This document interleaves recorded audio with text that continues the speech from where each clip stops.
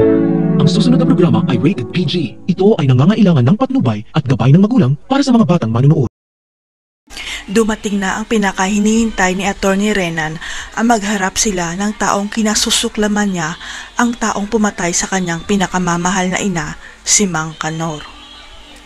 Hindi akalain ni Renan na sa keystone lang pala niya makikita si Mang Kanor, sapagkat malaki na ang nawala sa kanyang pera para lang mahanap ang kinaroroonan ni Mang Kanor.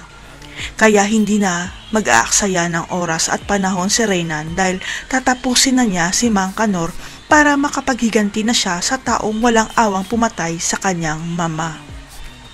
Walang kamalay-malay si Lilet at Eira na nagtutulungan pala si Patricia at Renan dahil humingi ng pabor si Renan kay Patricia na hiramin ang mga tauhan niyang kidnappers. Sapagkat ang plano ni Renan, ipapakidnap niya si Mang Kanor sa araw ng dinner date nila ni Eira at Lilet bago ito pumunta ng Amerika at nagtagumpay ang plano ni Renan. Ang hindi alam ni Renan, nakita ni Lilet si Mang Kanor sa labas ng gusali at nagtaka ito na bigla na lang nawala si Mang Kanor at dito na magdududa si Lilet kay Renan.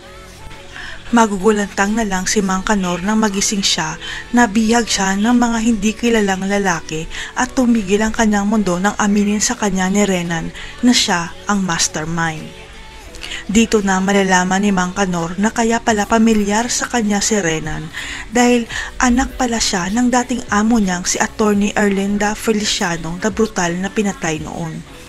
Ang hindi alam ni Renan, hindi si Mang Kanor ang totoong pumatay sa nanay niya dahil nagkaroon pala ng relasyon si Mang Kanor at si Erlinda at si Renan ang naging bunga nito. Kaya walang choice si Mang Kanor kundi ipagtapat kay Renan ang matagal na niyang tinatagong sikreto na magkadugo sila ni Renan dahil siya pala ang tunay nitong ama. Magpapaalam na kaya si Mang Kanor bago niya masabi kay Renan ang sikreto niya? Abangan.